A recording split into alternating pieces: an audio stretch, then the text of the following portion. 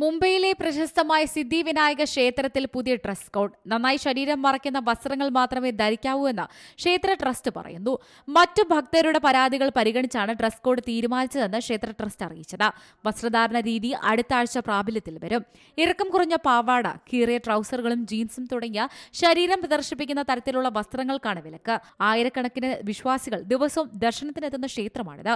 അതുകൊണ്ട് തന്നെ ഇത്തരം പരാതികൾ പരിഹരിക്കേണ്ട ഉത്തരവാദിത്വമുണ്ട് എന്നാണ് ക്ഷേത്ര ഭാരവാഹികൾ ചൂണ്ടിക്കാണിക്കുന്നത്. കൂടാതെ ഇന്ത്യൻ സംസ്കാരത്തിന്റെ മൂല്യങ്ങൾക്ക് അനുസൃതമായും ക്ഷേത്രത്തിന്റെ പവിത്രമായ അന്തരീക്ഷത്തെ ബഹുമാനിക്കുന്നതുമായ വസ്ത്രം ധരിക്കാൻ ഭക്തരോട് അഭ്യർത്ഥിക്കുന്നുവെന്ന് പ്രസ്താവനയിൽ പറയുന്നു. അടുത്ത കാലത്തായി രാജ്യത്തുടനീളമുള്ള നിരവധി ക്ഷേത്രങ്ങൾ ഭക്തർക്ക് ഡ്രസ് കോഡുകൾ ഏർപ്പെടുത്താൻ തുടങ്ങിയിട്ടുണ്ടെന്നും ഇത് ആത്മീയവും മതപരവുമായ സ്ഥലത്തിലെ വസ്ത്രങ്ങൾ തെരഞ്ഞെടുക്കുന്നതിനെക്കുറിച്ച് ചർച്ചകൾക്ക് കാരണമായെന്നും ട്രസ്റ്റ് ട്രഷറർ പവൻ ത്രിപാഠി പറഞ്ഞു.